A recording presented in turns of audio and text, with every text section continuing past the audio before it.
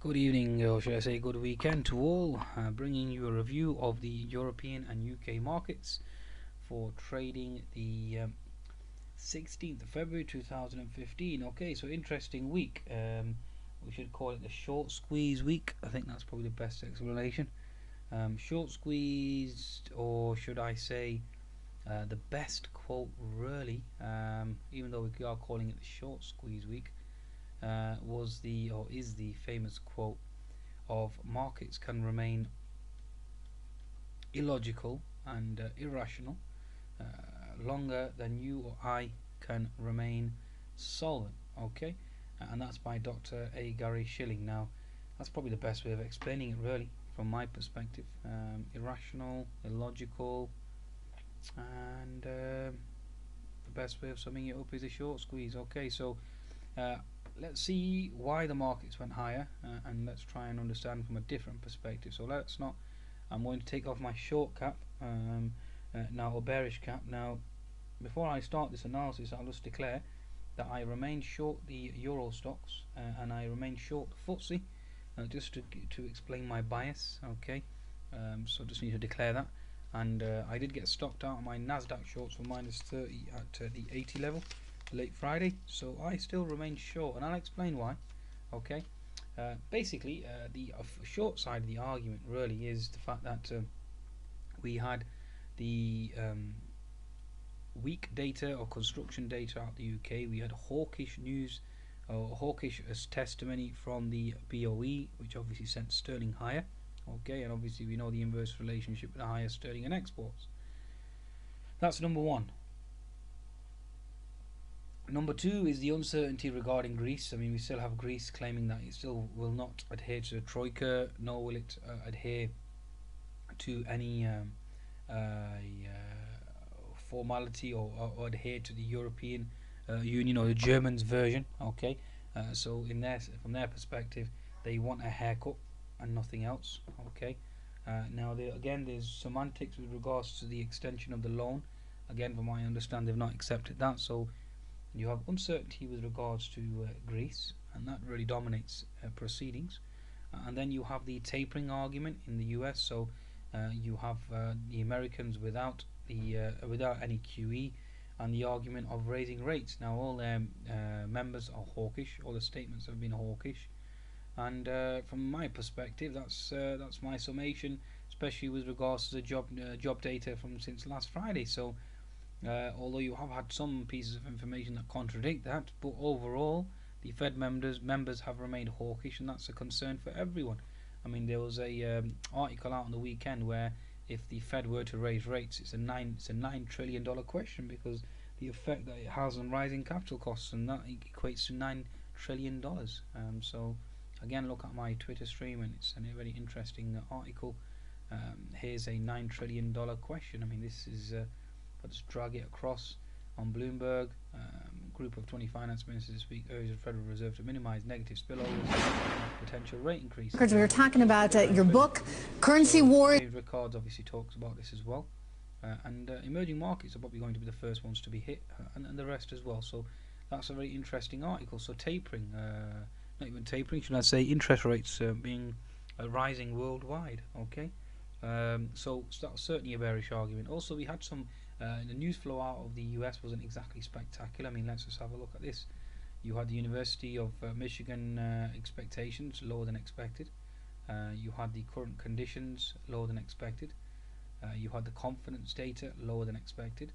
Okay, import prices rising. So again, the expected was minus 8.9% and minus 3.2%, and we beat that. So what does that mean? That means obviously import prices haven't fallen as expected, have actually beat expectations, i.e. rising. So that means a rising dollar, because obviously inflation is obviously on the rise, so deflation is no longer a concern, and that obviously adds weight to the wage increase argument, and the Fed raising interest rates. So again, that's hawkish monetary policy, which means a stronger dollar, and hence the reason why I remain short New Zealand NZD USD, short Kiwi going into the weekend. Okay, so again, that added weight to the argument. Yes, I know the Eurozone GDP data was better than expected, but then you had a statement out from one of the European members stating that QE in Europe would end sooner than expected. So again, that's a negative side of the equation, because a stronger GDP adds weight to the argument that Europe doesn't need QE, and the Germans will certainly use that as ammunition, and therefore that's negative for equities. Okay, so again, you need to take that into consideration. Also, with regards to German GDP being higher, there's no, German DAX isn't at 11,000 for no other reason. That's already priced into the market to a large extent, especially when you've had a stellar rally. So again, that certainly needs to come taken into the equation, and taken with a pinch of salt as well. So again, one would argue that stronger German data is certainly priced into the market. Now, what's not priced into the market is a Grexit. What's not priced into the market is the ceasefire in Ukraine not standing. Again, is Putin to be trusted? The ceasefire that we've obviously posed, and even now, the weekend, there's chances. There's an article here. Chances of the Ukraine ceasefire looking far from good. On a more sobering note, I should just report that the planned ceasefire tonight in eastern Ukraine is looking very unlikely at this stage as battles intensify. Ukraine's president warned that the deal to end fighting in the east is in great danger, and also accused Russia of significantly increasing its offensive, despite the peace agreement reached in Minsk on Thursday. Okay, the US ambassador to Ukraine tweeted a satellite image that he said showed Russian artillery near Debaltseve, and shelling was heard in the rebel city of Donetsk earlier today. Fierce battles are said to be continuing around Debaltseve, a strategic government-held town almost encircled by pro-Russian rebel forces, and outside the southern port city of Mariupol. So again, this ceasefire again is cast into doubt as well. Okay, and also you had the Nikkei week. So again, that was another variable. So you've got the USDJPY. The USDJPY has been the fuel for the rally. So if you look at the USDJPY, you had a bearish engulfing candle. We can see it better on a 4-hour chart, and you can see here you've had quite a sell-off, or quite a substantial sell-off, from 120 down to 118. So again, this should be negative, because the markets obviously go higher on the premise that you have a weaker yen. Weaker yen helps Japanese export higher, and the world keeps going, okay, because of the Kool-Aid effect. Same thing with regards to the euro, but the euro has been rising as well. So when you have a rising yen, i.e. USDJPY lower, and then you have a rising euro. So if I bring up my euro USD chart, you can see as well. So if I just bring up a 4-hour chart, you can see this rise here. We've had a rise, and we touched 115. Again, we're on the 1.14 level. Okay, so again, a rising euro. So when the euro is rising, that obviously dents the ability for exports to do well, and certainly goes against the argument of QE, which is a weaker euro. Okay, so when you have a rising euro, and also if you look at sterling, so if you look at GBP USD, you can see it rising as well. So again, it's broken up its downtrend, and it's certainly pushing and thrusting higher. So again, there's another argument with regards to the FTSE 100. So when you have the euro rising, sterling rising, and yen rising, then obviously that's negative overall, net negative. So it's very, very important. So that's another factor at play. Now, USDJPY is very, very important in terms of the assessment or a barometer of risk. Also, EURJPY, this generally tends to be a very good barometer with regards to the EURJPY, and you can see that it's certainly weak, and we are carving out some type of H&S, especially given the fact that the BOJ are not as I've mentioned that they stand on the sidelines with regards to any additional stimulus, etc. And again, that's negative for equities overall. So again, that's something that certainly needs to be taken into consideration as well. So those are the factors at play, okay, and they are very important factors. They're not something that should certainly be overlooked, and certainly need to be taken into consideration, especially with regards to the actual BOE being hawkish, and obviously weaker data as well out of the UK. So them two variables certainly are bearish for the FTSE itself, and given the fact that you've got uncertainty with regards to Ukraine and Russia, you've got uncertainty with regard to the Greece situation, okay, and adding the fact that you've got hawkish Fed members as well. Again, this all adds weight to the argument that the market's going to go lower. From my perspective, that's just my bearish argument.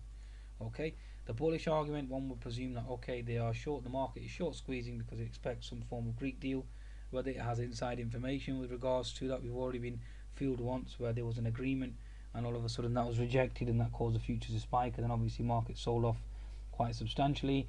Also, given with regards to the Ukraine situation as well, one could argue that the peace treaty that's been signed, even though it's not even been adhered to yet, and it's in jeopardy already of it holding, would potentially be considered bullish, because that means that the Germans may well start to export its goods and services to Russia down the road. So again, markets may well be front running that information. Okay, so that's something that you certainly need to take into consideration as well. And also, obviously, the bullish argument overall would be QE. I mean, all negative data is irrelevant, and you just keep buying the dip because the central bank has got your back. I mean, that's certainly another argument one could use. But from my perspective, when there's geopolitical and socio-economic concerns, that raises the volume, and QE becomes defunct. Okay, it doesn't have that potency anymore. Especially when you have one of the EU members talking down potential QE going forward, because it may well be ended sooner than expected, because it's potentially having the desired effect of reviving growth and stemming deflation. So from my perspective, the Greek situation is still up in the air. Anything could happen with regards to that. I mean, there's a game of chicken being played, and it's quite deadly. And as we all know, the Russia-Ukraine peace or ceasefire certainly isn't holding at present either. Adding the fact that you had weaker data, again, all bearish. That's all I can say. My argument, certainly bearish. Now let's have a look at the technicals now that I've been talking fundamentals for quite some while now. Let's see exactly where this fundamental picture is. Okay, so first of all, let's start off with Europe, okay, or should I say UK. Let's start off with the UK first, and we'll work towards Europe. So European indices, here we go.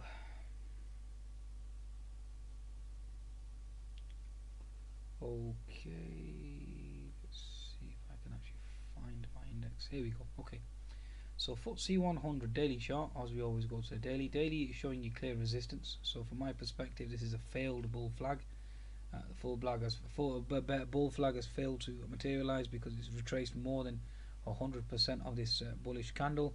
So therefore it's in jeopardy, given the fact that the BOE is hawkish, given the fact that sterling is rising and hurting exports, and given the fact that the Greece situation and the Russian situation is certainly up in certainly in doubt, and adding the fact that the Chinese markets are certainly weak, and given the fact that the Nikkei was lower based on a higher, stronger yen. Okay, so all those factors put together, and also given the fact that oil was into resistance until it started to rally late on Friday, but that's basically a situation that I expect, especially with regards to a hawkish BOE.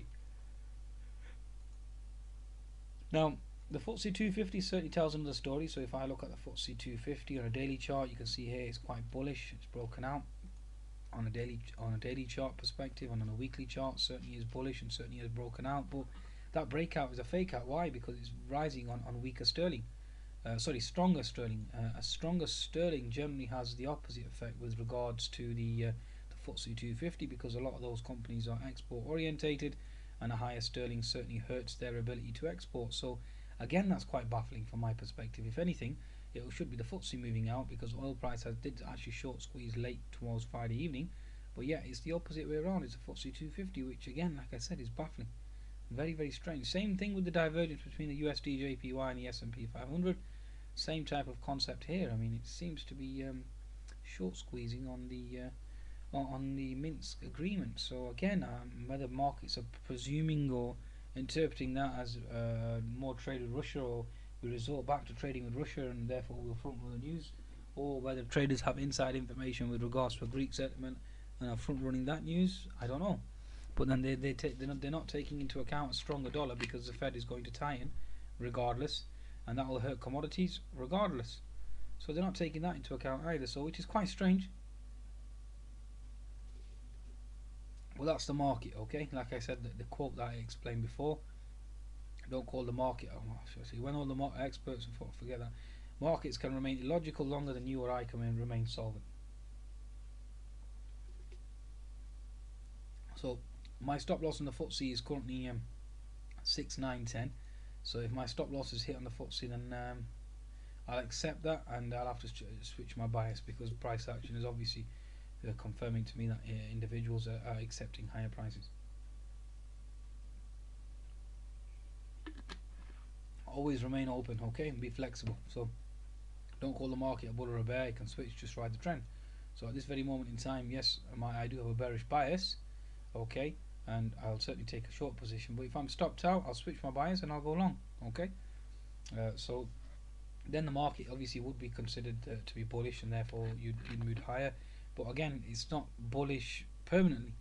So that quote is telling you that don't call the market bullish permanently, because the market could have several bias changes within a day. Don't call the market bearish permanently, because again the market could shift and go up for 1 or 2 days, and the third day it could be back down again. Or the market could go down intraday, but go up intraday, go down intraday, and it could just trade sideways. Therefore, you can't say it's a bull or a bear. You just have to look at that particular juncture. If it looks bullish, take the position. When it looks bearish, take the position. That's the beauty of being a day trader. Okay, we're always flexible and we're willing to change and shift our bias. Okay, so a weekly chart on the 250 certainly is a breakout, potential topping tail there on the FTSE 250. Again, it's quite baffling given the fact that we've got a move higher on 250 with the stronger sterling. Okay, FTSE 350. Again, this is on the verge of potentially breaking out. It has broken out, and certainly looking for confirmation here. This bull flag certainly seems to be playing out well. Again, early days from my perspective. Need to see some real follow through and conviction before I switch my bias. But for now, it certainly is impressing on the upside. So again, we'll see if there is follow through. Then we'll see. Again, I think it's all dependent upon the Greece deal. I think individuals have become too hopeful or too optimistic with regards to a Greece deal or deal regarding Greece and this Minsk agreement, even though obviously, like I said, there's reports of it collapsing over the weekend. Okay, right, so that's the FTSE 250 and the 350.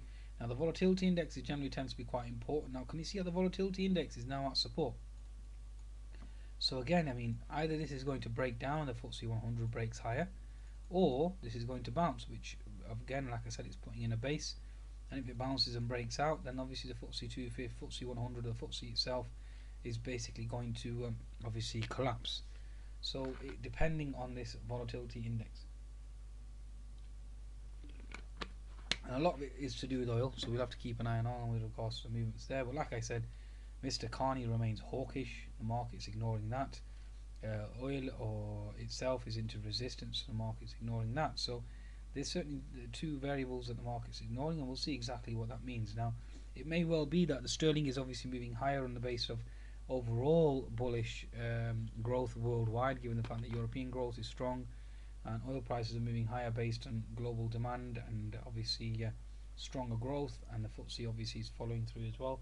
If that's the case, then the volatility index will go lower, test the 912 region to 10 region, and obviously the FTSE will then break higher. So again, I'm open. Whichever way the market goes, I'll go. At this very moment in time, given the uncertainty regarding Greece, given the weak US dollar data or US data, and given the actual USDJPY collapse, means that money is obviously flowing into safe haven, which is a JPY, and there's no more coup-de to come from Japan for now, and we're all relying on the QE from Europe, which again has been certainly cast into doubt going forward. So these again are all variables that we must take into consideration. Now let's go to the smaller time frames, and we're going to go to individual market or individual analysis. So let's see if I can break this down. Bear with me. Okay, so if I go to my other charts, see if I can actually bring them all. That's the question. Here we go. Okie dokie, right, so we're going to the FTSE 60-minute chart. So 60-minute chart, as you can see, the FTSE is into resistance. We failed the HNS formation. Okay, so this is the HNS formation that I told everyone. So you had the left shoulder, you had the head, given the fact that the head was confirmed via the BOE being hawkish, and the right shoulder was also confirmed with regards to BOE hawkish as well, and therefore we obviously go lower.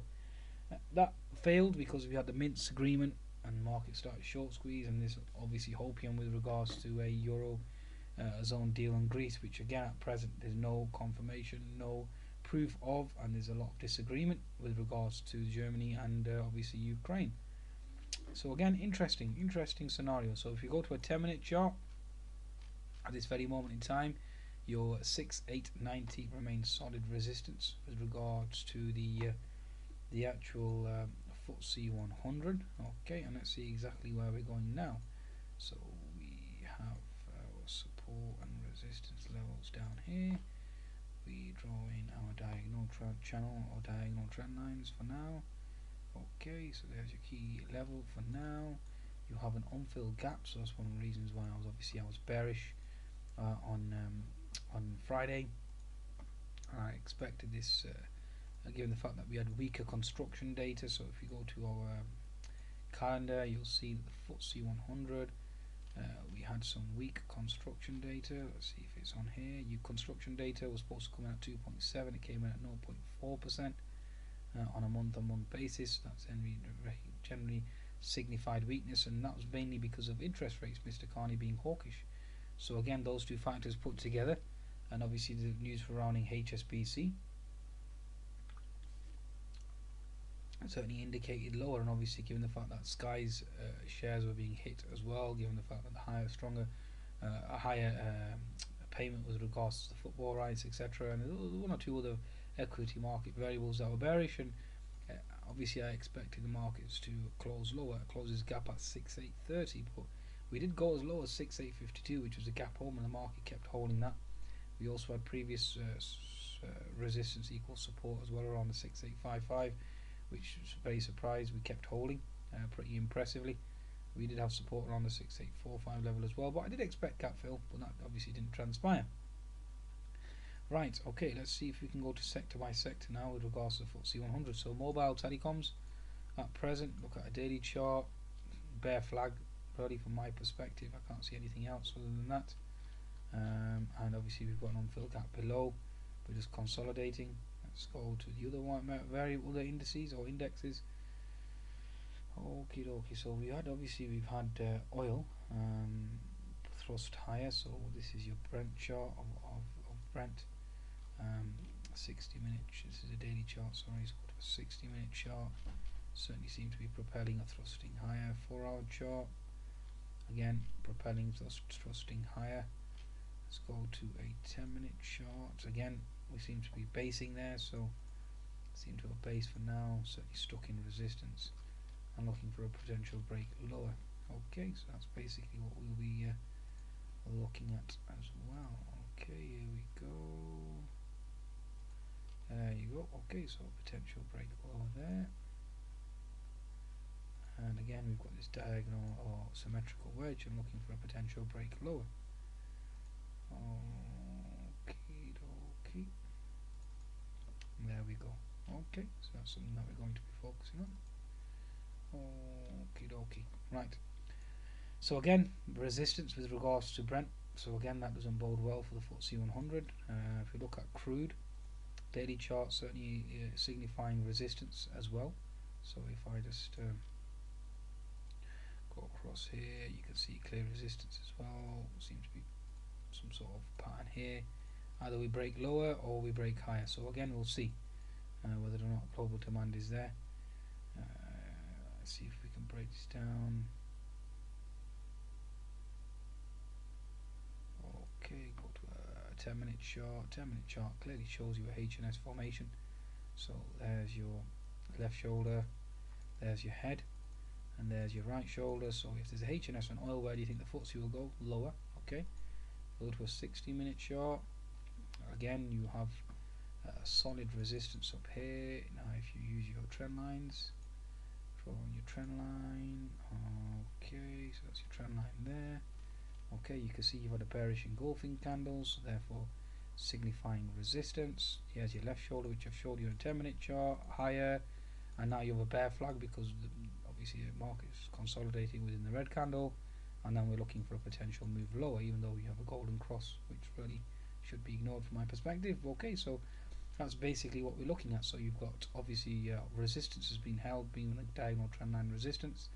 Okay, you've got a bearish engulfing candle, confirmation of the bears in control, and the market's obviously thrusting lower. Okay, that's basically what we're looking at. And also, if you think about it, if you take into account the deal with regards to Ukraine and Russia, that does add weight to the bearish side from the price of oil. So if there is an agreement, it should technically be bearish for oil.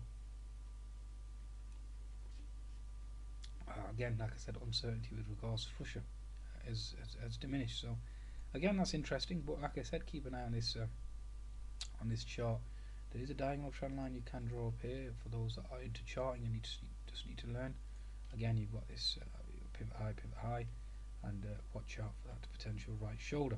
So again, that signifies bearish price action for oil stocks. So let's have a look at the oil index, or the all the oil majors. So let me just bring that up, see if I can find this. Oil and gas, here we go, oil and gas producers. So if you look at a daily chart, again you are into horizontal resistance, into that zone there. If we go to our 60-minute chart, again you've got either gap fill up here, which isn't too far off, and then obviously you've got horizontal resistance, which we're at the moment. So again, keep watch out for that. So you are into potential horizontal resistance. Okay, so we'll see exactly how that transpires. I mean, one could argue that we have got a potential HNS here as well, same pattern on oil. Okay, looking for a right shoulder resistance, and then down we go. Okay, because you do have an unfilled gap below here. Okay, so that's going to be interesting, that scenario. Okay, let's go to a 10-minute chart. So again, 10-minute chart showing you potential resistance here. So if you're just drawing out gap levels, so there's a gap that needs to be filled there, then you've a gap here, and the market certainly seems to be slamming into this potential resistance level up here. So you got resistance level there, you got resistance level there. Okay, so watch out for those two resistance zones. And again, potential break lower, given the fact that you've got an unfilled gap below that needs to be closed. Then certainly all eyes on that gap lower, given the fact that you've got a HNS formation on oil. So that's something that certainly needs to be taken into consideration. Okay, with regards to the market. Okay, then we also have the actual alternative indices. So we can look at the retail sector, for example. So certainly seems to be breaking higher, and we've put in a topping tail on the retail index. So the retail index is a nice topping tail pattern that again indicates bearish price action. Okay, and we are looking at a potential here now. So you've got gap fill support, potential bounce here, and then looking for a right shoulder and potential move lower. So again, watch out for the retail index. That's going to show you an interesting signal with regards to a potential breakout. If we fail to hold previous resistance equals support and gap fill, then you know the next pattern is a fake out, and we are looking to move lower, test to 200 MA on the retail index. That's going to be an interesting one to observe and see exactly what happens with regards to that. The building and construction, like I said, will remain into resistance given the fact that the price of, well, the interest rate is rising. Let's look at the banking stocks, see if we can find any resistance on there. I mean, the pharmaceuticals certainly are doing well at present.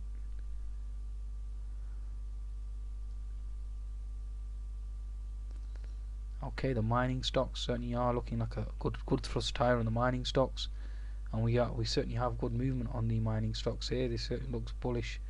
4-hour chart as well looks good. 60-minute chart certainly looks like a potential breakout here, and there's no resistance in sight. So that's certainly one to keep an eye out for. If that move continues, then obviously that's bullish for the FTSE. So there's certainly one bullish argument there. Let's look at the banking stocks as well. Okay, so the banking stocks certainly seem to be stuck in a resistance pattern. The daily chart certainly doesn't bode well for now. Looking at smaller time frames, certainly looks exhausted ever since we've potentially closed this gap here, and they're basically looking for a potential move lower. So we certainly are holding this resistance up here, and the market certainly seems to be potentially wore down and close the gap below. So again, that's one to watch out for. Okay, so certainly keep an eye out for that. Going to be very interesting going forward. Okay, so looking for a potential move lower and to close the gap at 4330, and then you have the gap to close below at 4300. So there's two gaps that could potentially be closed. Okay, so this is what we're looking for. This gap here and this gap here. So again, arguments for both sides, but overall from my perspective for the FTSE 100, certainly I would indicate still on the bearish side, given the fact that you've got a HNS formation and you have an unfilled gap below at 6830.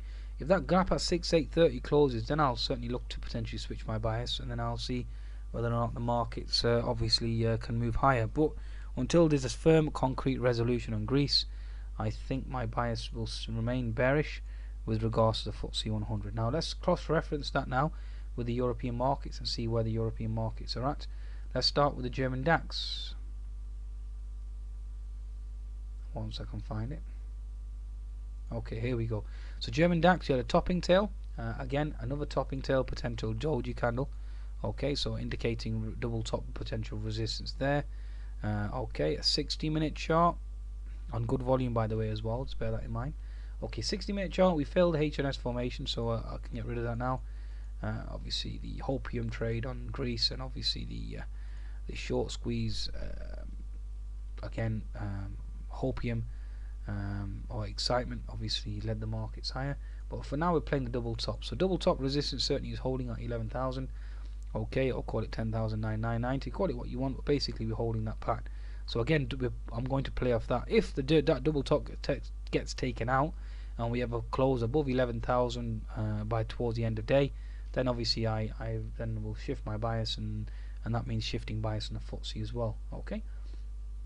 Right, so we're looking for an unfilled gap below. Again, this is my trade, hence the reason why I was bearish, because of the uncertainty regarding Greece, etc., etc. Obviously that didn't play out. Just drawing in my trend lines for now. Okay, basically looking at any bearish patterns that I can observe for now. I mean, this is early. Hypothetically speaking, we could have a potential double top head, right shoulder, then obviously market moves lower. You're looking at a head of 11,020. You're looking at a neckline of around 10,920. So you're looking at a 100-point move down. You're looking at a move potentially down to 10,820, and we'll see exactly what happens. But for now, you've got the gap fill at 10,920, so we'll have to keep an eye out and observe exactly what happens there. And again, like I said, 60-minute chart, double top, and that's basically what I'm playing off. Again, we have an unfilled gap below at 10,430. That's interesting. I did expect this HNS formation here, right shoulder, to hold, and obviously the markets move lower, but QE plus the hopium out of the Russia-Ukraine and obviously the Greece deal certainly sent this market higher, adding the fact that you had stronger GDP data as well. So given the fact that we did have a volume spike towards the end of the day, again, that's a telltale sign that there's obviously not much conviction with regards to the Greece deal being hammered through, and certainly still is disagreement with regards to the two parties. Okay, that's basically Germany. If Germany's weak, then that generally means the rest of them will be weak. So let's have a look exactly what's happening there. Now we have a doji candle on the CAC again. So let's look at smaller time frame, see if we can spot any more weakness there as well. Obviously we've broken out of this upper diagonal trend line, so we ignore that for now. All we can do is use previous resistance equal support for now. Okay, so that's something that we observe. We can use our diagonal trend line, which needs to be respected for now, and you have this unfilled gap below. So if you go to a 10-minute chart, you've got a bearish engulfing candle, by the way, so that's interesting. Okay, now let's have a look at the 10-minute chart. 10-minute chart on the CAC, you have an unfilled gap below as well, like I explained on the 60-minute chart, and you have a HNS formation. So my bias will be from the outset on the CAC will be bearish, given the fact that the DAX is a HNS and this confirms both patterns, and given the fact that the FTSE has an unfilled gap below, again bearish. So you've got a right shoulder here, and then obviously looking for a move lower, potential touch of the 200 MA. The gap fill on the CAC is 4725, looking for that to close. Okay, so watch out for that. You could use your Fibonacci, use all your technical skills. Look for, we're already into the 38% to 58% right shoulder, then obviously down we go. Looking to close that gap. The high is 4780, neckline 4750, looking for a 30-point move down, which slap bang 4720 equals gap fill, which again looking for a potential short squeeze. So that's your bearish bias in the CAC. So the German CAC and the German and the CAC, the DAX and the CAC are both bearish. Therefore, that supports my thesis that the FTSE 100 will be bearish. Now let's have a look at, obviously that's from an intermarket analysis perspective, so let's have a look at the Euro stocks now just to get final confirmation. So if I can go to my Euro stocks chart, here we go. Okay, Euro stocks, I did expect this expanding pattern to hold. Looking at this now, we are touching the upper level, so we've broken it through, so I'm going to leave that for now. Obviously daily chart certainly looks bullish. Let's look at a 60-minute chart. bearish engulfing candle again. So again, that's something that I'm going to keep an eye out for. Again, previous resistance equals support, so again, keep an eye out for that. You have an unfilled gap below, so again, you've got the same pattern playing out here as well. Again, uncertainty in regards to Greece, right shoulder, there's your head fake. Okay, looking for a right shoulder, then obviously down we go. Given the fact that get rid of all this now because it's only irrelevant. Okay, so now using your diagonal trend line, take the pivot low from here, connect it to here. Obviously you had a break, therefore bias is bearish. You've got your unfilled gap below. Okay, so there's your gap. Again, same pattern with regards to the German DAX. You've got your pivot high at 3460, your neckline at 3440, so you're looking at a 20-point move, so you're looking for 3420, which again, slap bang into gap fill. So perfect TNA setup, and obviously the fundamentals are there with regards to the uncertainty regarding Greece. Yen pairs higher, euro higher, sterling higher, and like I said, I've already gone through the fundamental news flow with regards to that, and obviously US data week as well. Okay, so overall, my conclusion with regards to Europe, from a fundamental perspective, we're bearish. From a technical perspective, we're bearish. FTSE has a gap at 6830 that needs to close. Euro stocks has a gap at 3420 that needs to close, and the CAC and the DAX have a gap as well. So basically, we expect to close the gaps below, and conclusion equals bearish. And now I go on to US stocks to see if I can confirm that bias. Hence the reason why I was bearish on Friday. Hence the reason why I started this video with the quote, markets can remain illogical, irrational, longer than you or I can remain solvent. Okay, so the only thing that can protect us is our stop loss. I was 225 points at 1 week last week, but I ended up with 120. So I lost 100 of those, and that was mainly because the markets were irrational, illogical, as you can explain my theory on these markets at this very juncture. Okay folks, so risk on, risk off, wax on, wax off. Goodbye now.